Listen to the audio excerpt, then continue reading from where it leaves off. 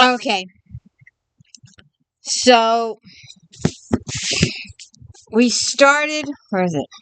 We started here with a lady having a miscarriage. What do you give to a person that had a miscarriage? A book about a lady having a miscarriage. So, welcome to the LOIS book series. I'm Christina Carras-Tina. This is where I read books, talk about books, no special effects, no demons, none of that fancy stuff going on here. Anyways, so girl runs away from home and meets Dag. After she has, actually, she was hiding up in the tree. And he knew she was there, but he decided she didn't want to speak to anybody. And it was her preference to let him know she was there. So he just ignored her while he was there. But then later on, when she gets attacked and her baby gets killed, he befriends her and they become companions, and they ever slowly, microscopically fall in love. And he saves her using his sharing knife, which we will get to in the other book. And they fall in love, but she's technically, you can look at it like she's a different race or a different ethnic background. So there are some cultural differences, you see. And she's, she heals. Yes, ma'am. Do you want to come up? Do you want to come up? Yes or no? Well, then don't meow at me. What? Well, come here. Come here. Well, then don't run. You want here or don't you want here? So, then we have book 2. And he's married the chick at her parents' place, and they're okay. And he takes her to his mother's house, and his mother's like, "Get that stuff out of here. Get that out of here. We don't want her kind here. She's too, she's not right for you. She's not of your ethnic background. She's not of your race. She's not worthy of us." Situation. And the mother's just like, no. Just, she's cruel and she's mean to the chick. And, so they're trying to get to know everybody in the community.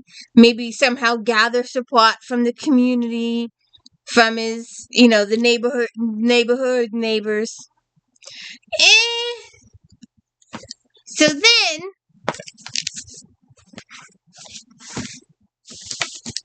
is this? Nope.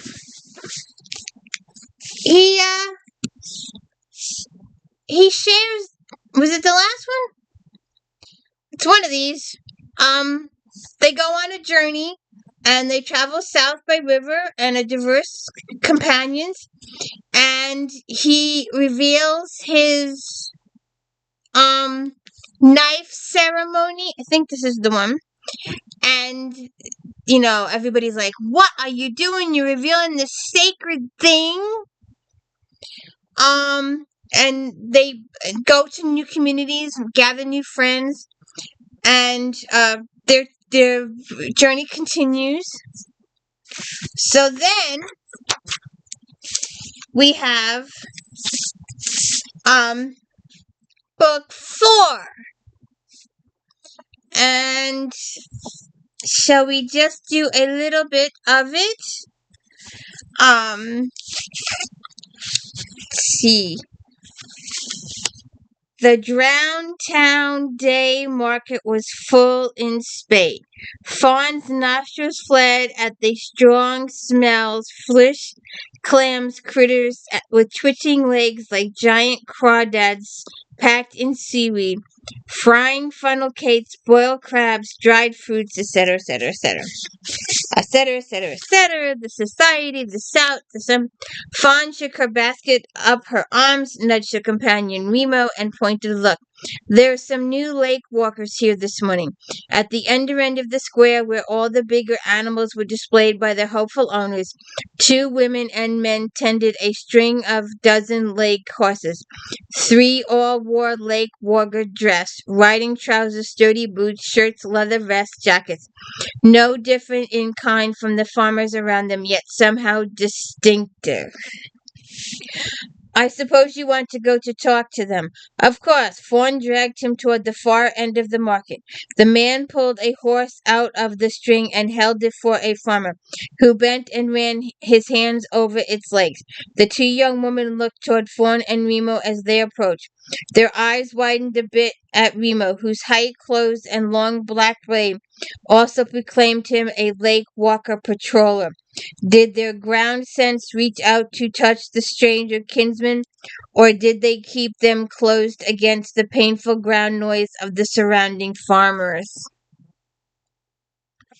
Morning, Fawn called cheerfully, looking up at them. The top of her own dark curls came up just past the middle of Remo's chest, and not much further on these women. Morning, you all interested in a horse? We have some real fine stock here, strong hooves. And she talks about the horse. I thought lake walkers only sold off their cull to farmers, said Fawn. The redhead's slight flinch was more than guilt than insult. Fawn thought, some horse traders, suppressing a grin. She went on. Anyhow, no, at least not today. What I was wondering was what camp you folks hail from, and if you have any real good medicine makers there. The blonde replied at once in a practiced tone, Lake walkers can't heat farmers. Oh, I know all about that, Fawn said. I'm not asking for myself. I'm not sure. Wait a minute.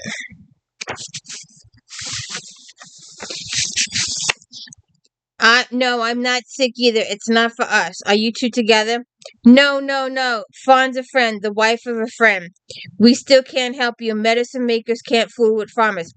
Dag's a lake walker. Fawn shuddered forward, keeping herself from clutching the lake walker wedding braid circling her left wrist under her sleeve. And he's not sick exactly. He used to be a patroller, but he thinks he has a calling now for making. He already knows lots, and he can do some amazing things, which is why he needs a real good guide to help him along his next step. You're not from around these parts, are you? Are you an exchange patroller? Neither, the redhead said. It's just back from 2 years ago.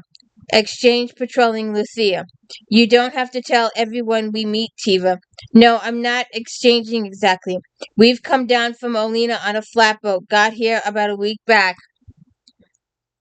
My name's Remo. The best medicine maker in the district is at the New Moon, Tava said, but I don't think he's taking apprentices. Would that be Archie Waterbirch? Fawn said, the one that says is a ground setter? That last had been a new term to Fawn, but the local lake walkers seemed to set great store by him. At the redhead's raised eyebrow, I've been making around for the past few days. Whenever I saw a lake walker in the market, they always stopped by telling the makers in the camps. They all end by mentioning this Arcady fellow. Do you want to come up? Do you want to come up? She's coming over here and screaming at me. Do you want to come up? So, ground sense, a spiritual awakeness of life force, emotions, and essence. Sharing knives, magical weapons made from lake walker bones, primed with a death to kill malices. Malices, immortal entities that feed on ground, corrupting life and creating mud men. Dad goes through a transformation from apprentice with a master ground setter to refine his magical healing abilities. His growing powers and unconventional approach to magic cause tension within the Lakewater community, which is steeped in rigid traditions. Faith continues to challenge Lake Walker prejudices against farmers. Her intelligence, courage, and empathy help build the cultural divide, even as she faces condensation and exclusion. And Dag and Fawn continue their travels, meeting and greeting all these new peoples. Um, so, and did you know, I didn't write it down. I should have wrote it down. There's another book about them later in life. There's a novella out there. If you didn't know, I should have wrote it down. It came up in my research. So what do these people gonna help them or what? What do you think? Let's go a couple. When Dag had first talked about giving up patrolling to become a medicine maker to the farmers, it had seemed a wonderful plan to Fawn. It would be a safer line of work, it wouldn't take him away from her, and he could do it all on his own without needing other lake walkers. Without needing other lake walkers to accept her, to put it bluntly. All of these promised benefits appeared to be untrue on closer look. My thoughts are all intertangled, Dag had complained to her. What if it wasn't just his thoughts? What if it was his ground as well? Which would be no surprise after all the chancy groundwork he's been doing. Miracles and horrors. Maybe he really needed another maker to help him straighten it out. Ground setter. Fawn rolled the word over in her mind. It sounded mysterious and promising. Her chin ducked in a firm nod as her feet rapped against the fetch's gangplank. So, they're going to continue their journey. They are with her brother and his sister and Dag. And they've been traveling. So they've been going to all these different towns. So what do you think?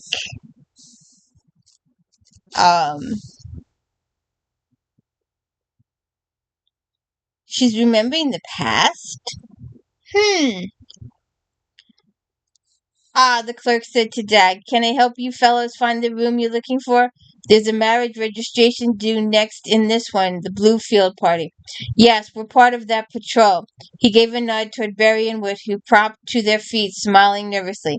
The fellow Dag took to be the clerk tore his gaze from Lake Walkers to glance at his paper.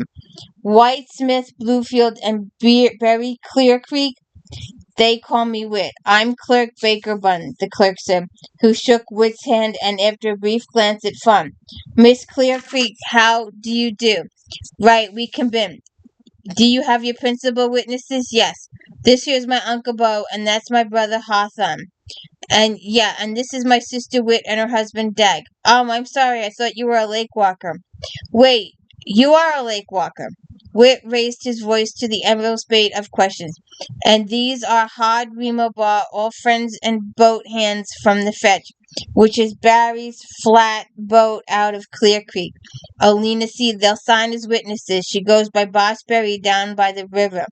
He smiled proudly at his betrothed. Berry usually had a generous grin beneath wide cheekbones. So Berry and the guy are getting married. So we're gonna have another mixed marriage, are we? So, what's gonna happen? What do you think? What do you think about all these books, huh? In the world where malice's remnants of ancient magic can erupt life-destroying power, only a soldier, sorcerer, lake walkers have mastered the ability to kill them. Lake walkers keep their uncanny secrets and themselves from the farmers they protect. So when Patroller Dag Redwood Hickory rescued farmer girl Fawn Bluefield, neither expected to fall in love, join their lives in marriage, or defy their kin. Well, that's what he's doing, isn't he? He's defying his kin by healing the farmers, becoming a doctor for the farmers. He's going against his community. Is it the right thing to do? It's what Dag wants to do. Would he have done it if it hadn't been for Fawn? Do you think he would have continued on paroles, continued defending people? Or do you think he would have been a healer? Is he a healer only because of Fawn? I would think, because if she hadn't come into his life, he wouldn't have he would have continued on the path he was on. Right? Don't you think if he hadn't met Fawn, he would have continued on patrol? Of course, he did mention in the beginning of book 1 that he was a little tired of that life. Smoke. And she's mad at me. So, we have come to the end. I should have looked up the there is a novel light. Wait a second, let me see if I can. So, we'll do a little spoiler alert. A little spoiler. Let's just see something here. Footsteps clumped on the stoop at the knock on the kitchen door. Fawn grabbed a cloth, pulled her pot on its iron hook away from the hearth fire, and hurried to answer. She hoped it wasn't another emergency, but the door swung open a damp and chilly afternoon, and Bar, he wore patroller togs, smelled of horse in the outdoor, and walked without a stick, mist beaded in dun blonde hair gleaming in the watery light. "Hey, Fawn. Well, aren't you a sight for sore eyes? Come in, come in." Barb rubbed chapped red hands and moved gratefully toward the fire, reminding her of the very first time she ever met him. Wait a minute. I just lost my spot. I really lost my spot.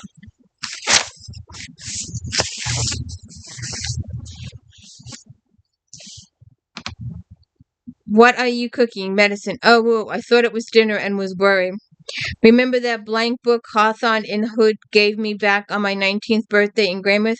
I used it to write down all the recipes for the remedies they were making up in the medicine tent at New Moon Cut Off, and drew pictures of the plants and made notes about the herb maker's groundwork too. It came with me in my saddlebags when we went north. You bet. Arcady was so surprised when I pulled it out. He hadn't realized how much I had in here. Yes, I ran into Sumac when I went to put my horse away in your barn. She looked downright cheerful and bulky, floating around those boats we saw down on the sea. And he made a gesture to indicate a belly sail. So, there's a little extra there for you. But, before we go, let me make a note here. It's going to be 18. We're going to put it up.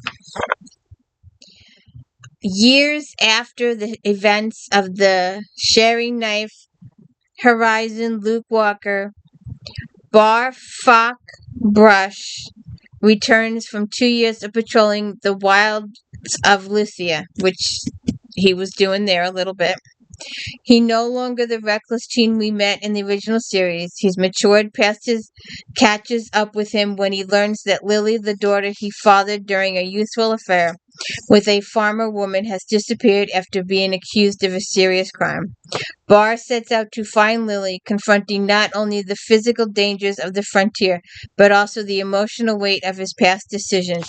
The story explores themes of responsibility, redemption, and delicate bounds between Lake Walker traditions and the changing world. Our key little plot lines: Barr's return and revelation. We saw a little bit in here. He has to search for her using his Lake Walker skills and his ground sense, and it becomes a test of his maturity and his ability to reconcile his Lake Walker versus farmer values, which has been the thing going through the whole series, including the mother. Bar is confronting the consequences of her youthful choices and the emotional fallout of abandoning Lily and her mother years ago. Hey, did he pay child support? Do we know that? And the story culminates in a confrontation that allows Bar to use his magical and emotional insight to help Lily and to begin to heal the rift between their worlds. We have Dag and Fawn and Dag are mentioned in this briefly. And then we have Lily, his daughter, and Bar. And he has to take responsibility and emotional responsibility for all the stuff that he did in the previous books. So that's the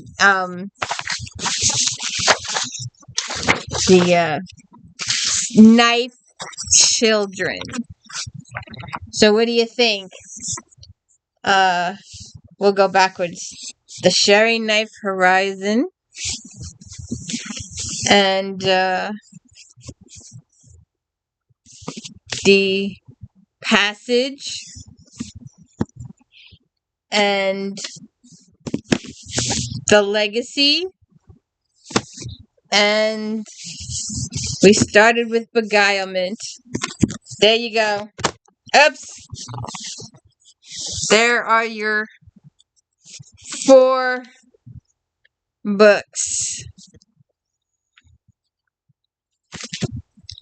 My question is, did Dag's mother ever accept her? I don't think she did. I didn't get the impression she ever accepted Fawn. They just moved out of town, cross country, to people that would treat them as equals and as friends and not, degrade them because of race. I could go someplace with that, but I won't. So I hope you have a good day. And please hit the like and subscribe and let me know I'm doing a good job. I need the likes. I need the subscribers. I need people to watch my videos.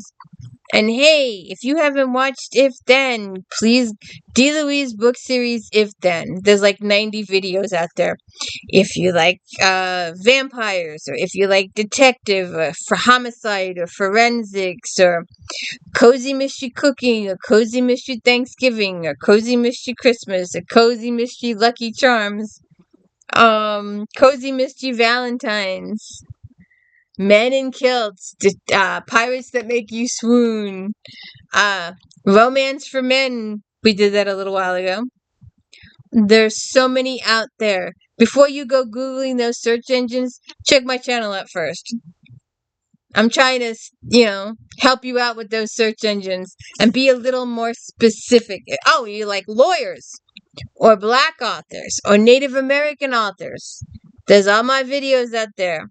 And Regencies and the Bridgertons, the Mallorys versus the Bridgertons. We started it all. Me in the kitchen way back when. So check all those out. And again, please hit the like and subscribe. Thank you so much.